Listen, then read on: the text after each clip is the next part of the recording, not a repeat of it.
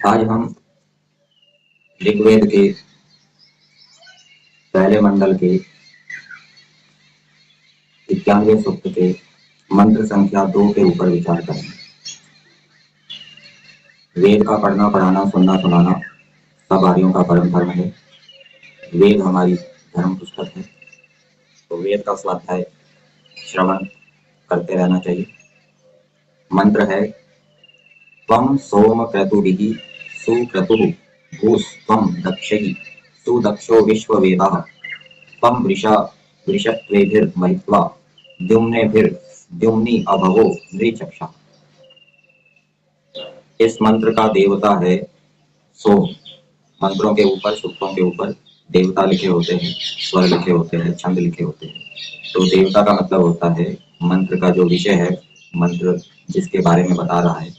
तो यह मंत्र सोम के विषय में बता रहा है, ईश्वर के विषय में बता रहा है। और सोम का अर्थ विद्वान भी होता है, जो उत्तम विद्वान है उसके विषय में भी ये मंत्र बता रहा है। तो पहली बात बताई परमेश्वर के विषय में।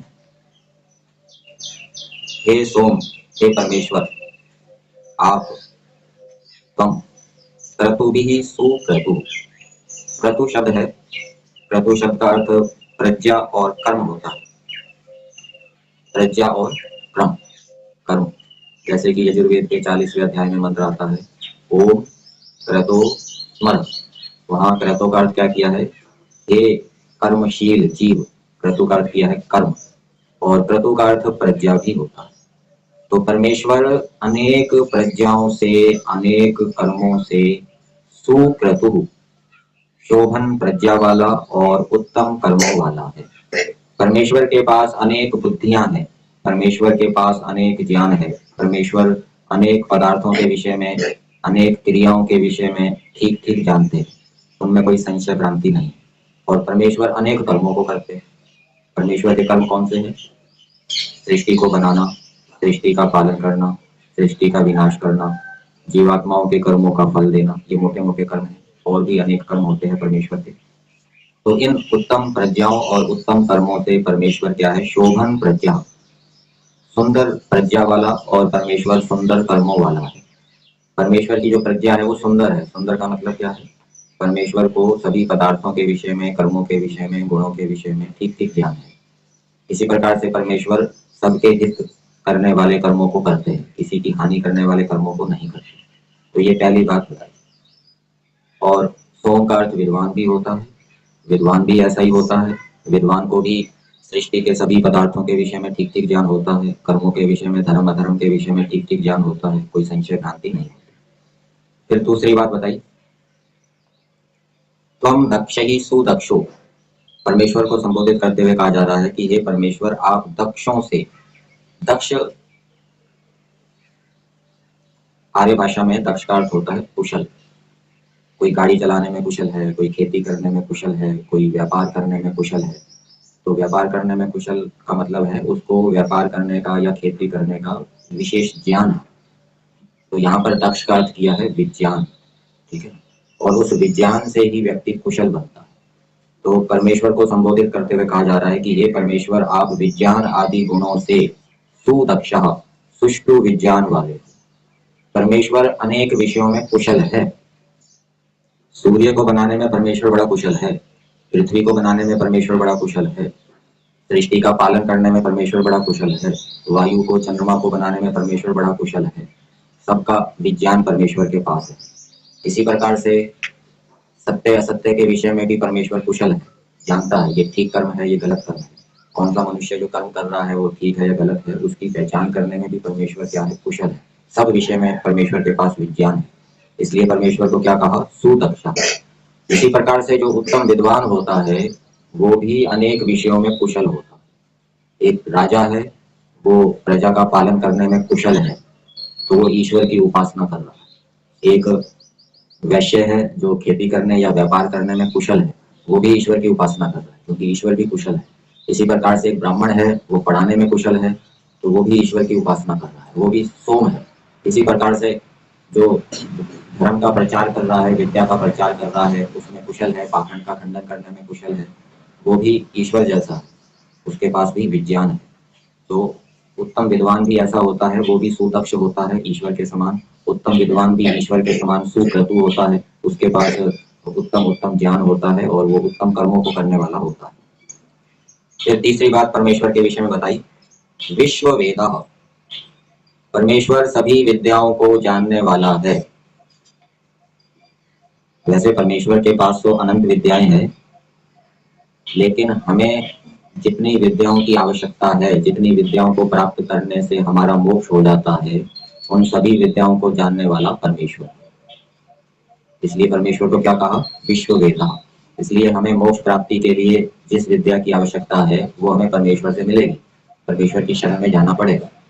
और उत्तम विद्वान भी ऐसा होता है, वो भी सभी विद्याओं को प्राप्त होता है, जिन विद्याओं की प्राप्ति से वो मोक्ष को प्राप्त कर सकता है। फिर चौथी बात बताई परमेश्वर के विषय में, त्वं वृषा वृषत्वे फिर महित्वा, कि हे परमेश्वर आप महित्वा, बड़े बड़े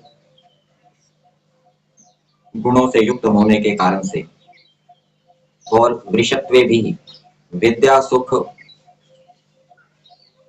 वर्ष नहीं, परमेश्वर विद्या और सुख की वर्षा करते हैं। आप संध्या के मंत्रों में बोलते हैं, संयोरभि स्रवंतु नहा, चारों ओर से सुख की वृष्टि कीजिए। तो परमेश्वर सुखों की वर्षा करते हैं। सुखों की वर्षा करने का मतलब क्या है, जैसे वर्षा होती है तो थोड़े समय में ही भूमि जल से भर जाती है, ऐसे ही परमेश्वर थोड़े समय में ही बहुत अधिक सुखों को अपने भक्तों को दे देते हैं। थोड़े समय में सुखों से भरपूर कर देते हैं अपने भक्तों को, इतना सुख उनको प्राप्त हो जाता है। ऐसे ही विद्या की वर्षा करने वाले हैं।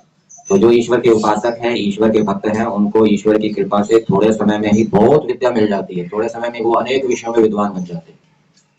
और जो ईश्वर के उपासक नहीं है, ईश्वर की आज्ञा का पालन नहीं करते, उनको वर्षों लग जाते हैं, वो एक विद्या भी प्राप्त नहीं कर पाते, एक विद्या में भी कुशल नहीं हो पाते।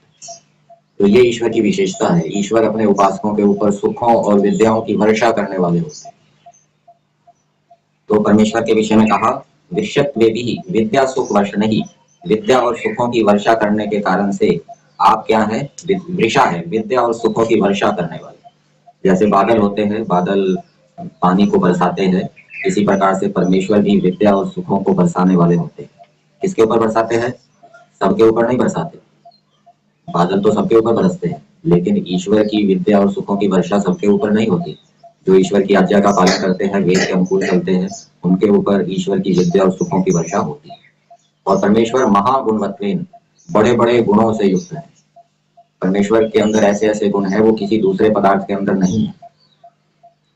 फिर अगली बात बताई परमेश्वर के विषय में,